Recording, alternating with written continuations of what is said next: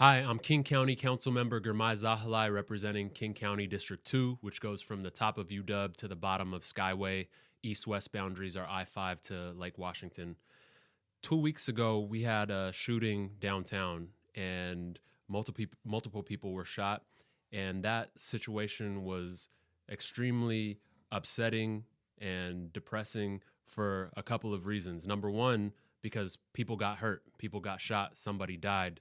So that was extremely personally frustrating and saddening and angering. And my heart goes out to the victims of that shooting.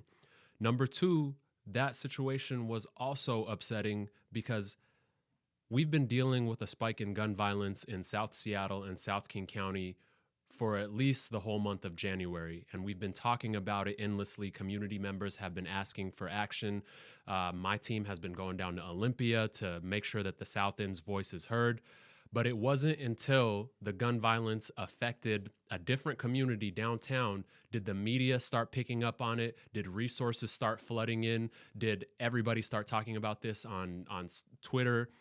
And so that's the main reason why I was so excited to go to a community meeting in New Holly Gathering Hall last Friday.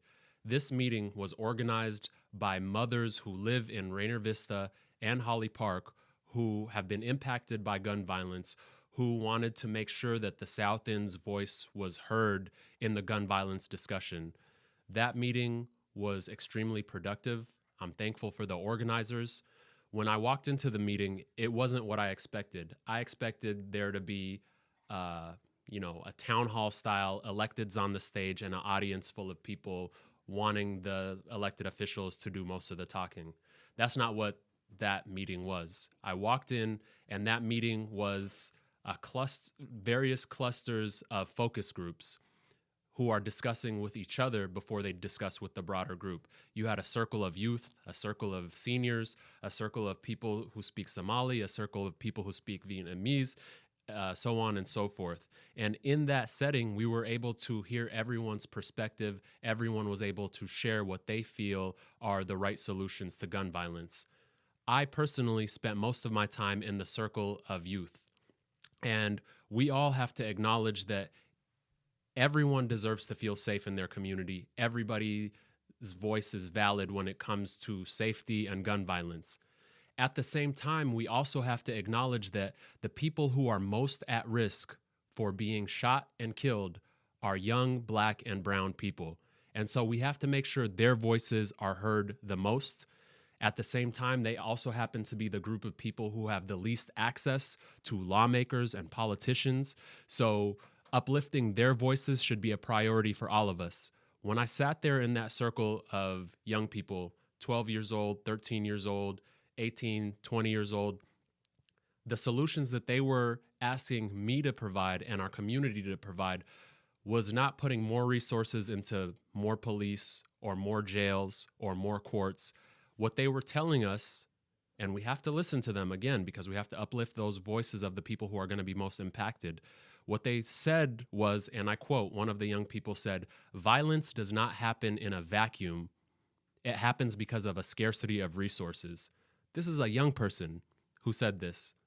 And so when they say that and they specify that we need more after-school activities, we need more funding for college, we need more reentry programs, because when people come out of jail, they don't have jobs, they don't have opportunities, so they go into the gang life to get resources, to get security because people feel unsafe. When they say those things, we have to take that to heart and to act.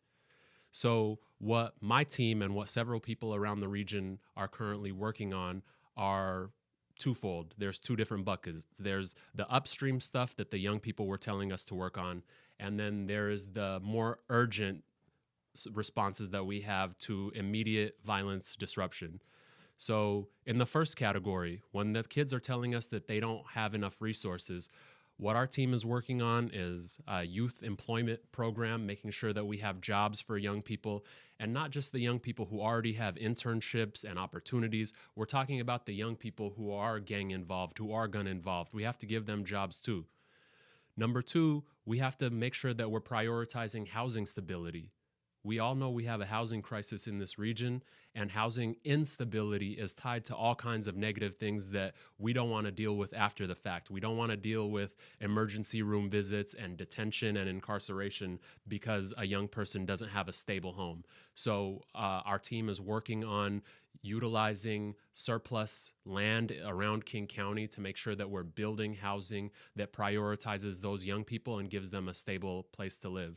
We also want to make sure that young people have mentors. So we're working on mentorship programs, supporting existing mentorship programs, and making sure that we build out mentoring programs where there are gaps.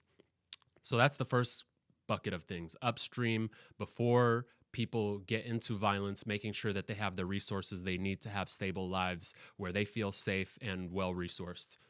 The second bucket is, how do you interrupt violence that's more imminent?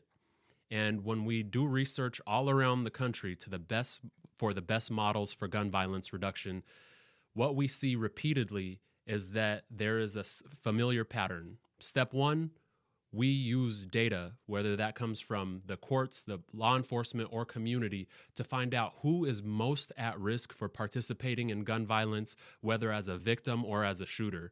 Then that data is provided to community outreach coordinators, who are then empowered with resources to go out into those specific communities where they have relationships and trust, and to interrupt that violence early on through resources, through programming, through counseling, through cognitive behavioral therapy, all kinds of methods where they interrupt violence before it happens.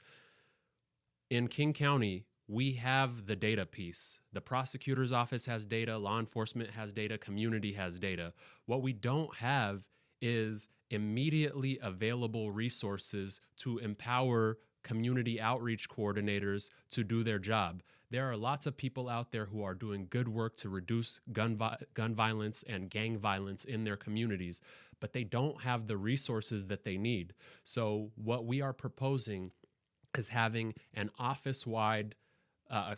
King County-wide Office of Gun Violence Reduction, where we have immediately available resources to empower community-based organizations and community members who have trust in various neighborhoods, to empower them through administrative support, resources, grants, and information so that they can go out and do their jobs. We need a central organization that convenes all of the stakeholders and provides the resources that are needed to interrupt violence before it happens.